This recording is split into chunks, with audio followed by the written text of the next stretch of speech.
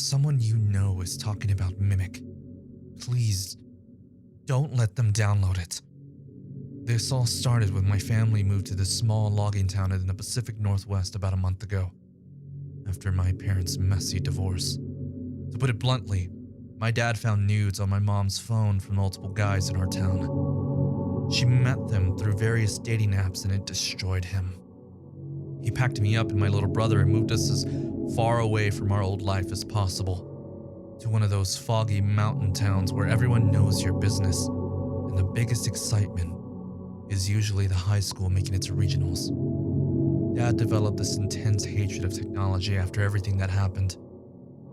No smartphones, no social media, barely even lets us use his old laptop. As long as it's for homework, he said sternly. I get it. His world fell apart because of what he found on the phone, but it's made fitting in at our new school basically impossible. My first day, I noticed something that struck me as odd.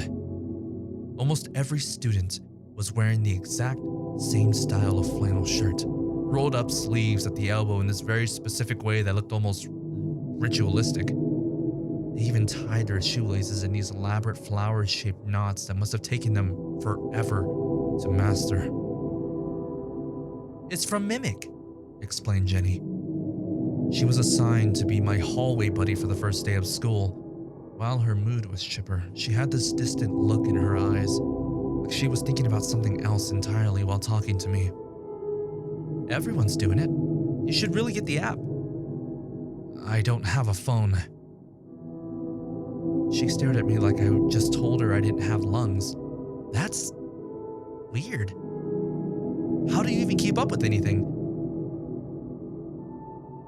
That afternoon in the cafeteria, I felt an uneasy pit in my stomach form as I watched the other kids. Most of the students were eating their lunch in perfect synchronization. They'd take a bite, chew exactly 7 times, swallow, and then repeat.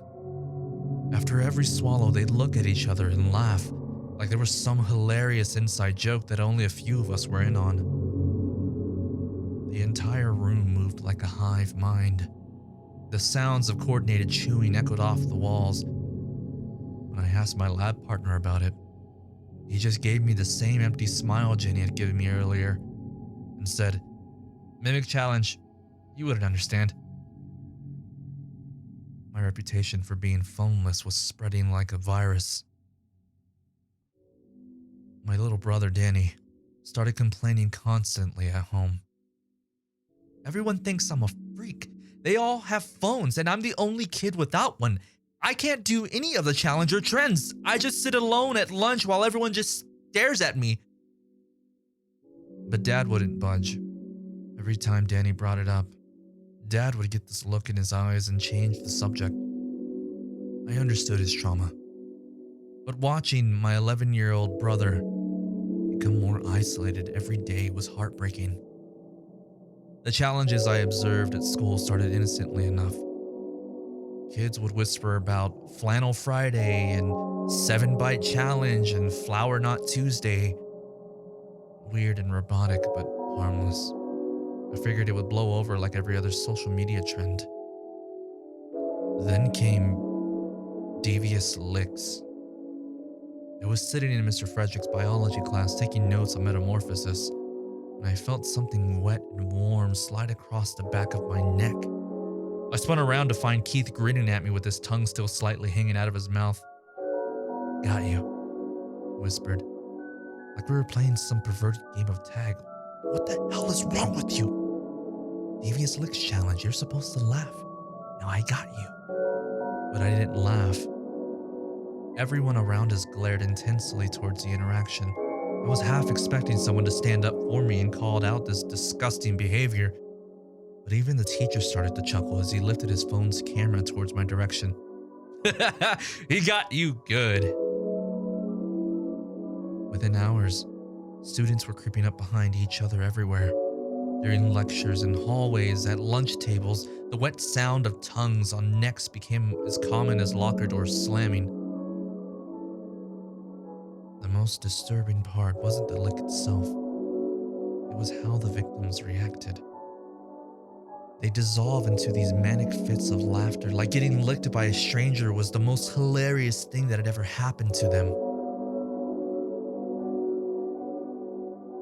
Next up was rib tickle.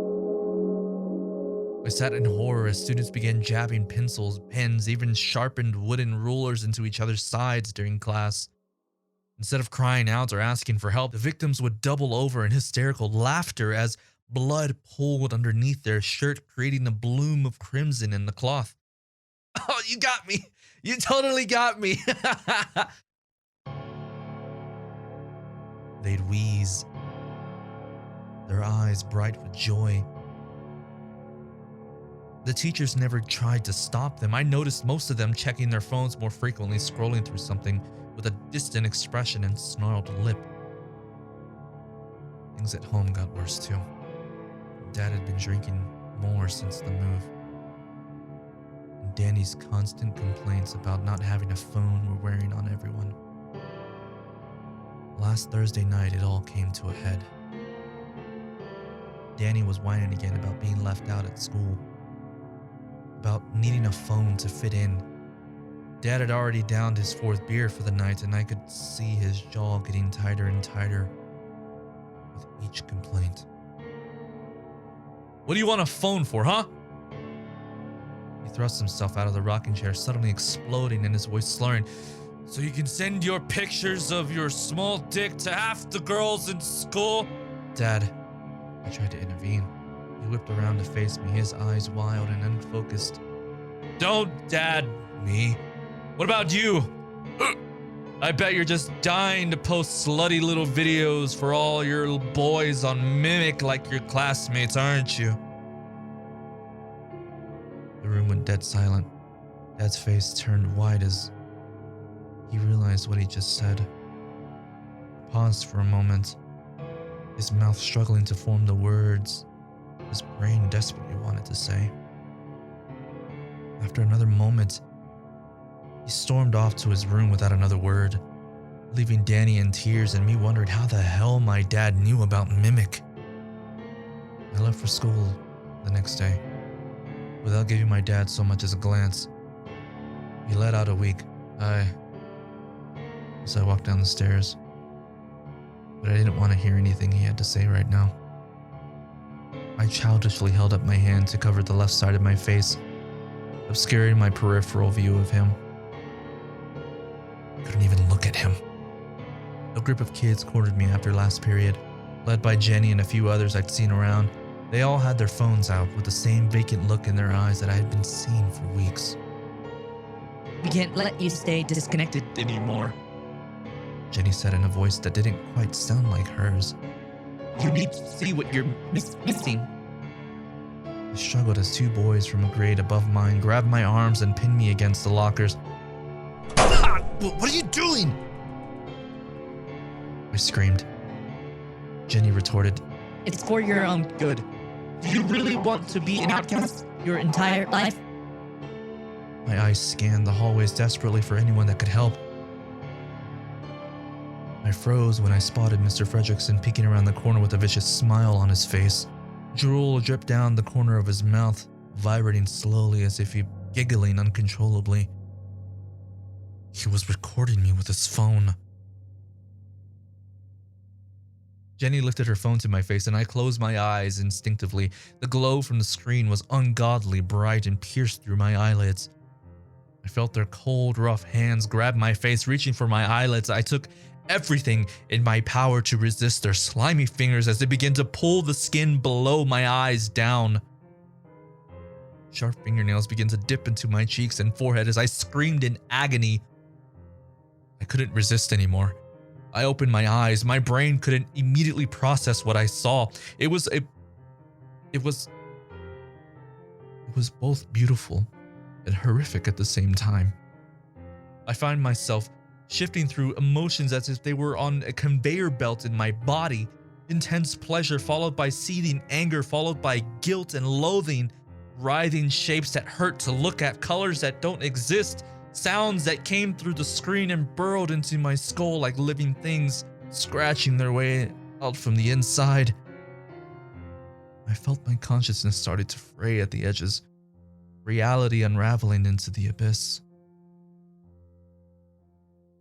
I passed out. I woke up hours later on the bathroom floor with a bloody nose and a splitting headache.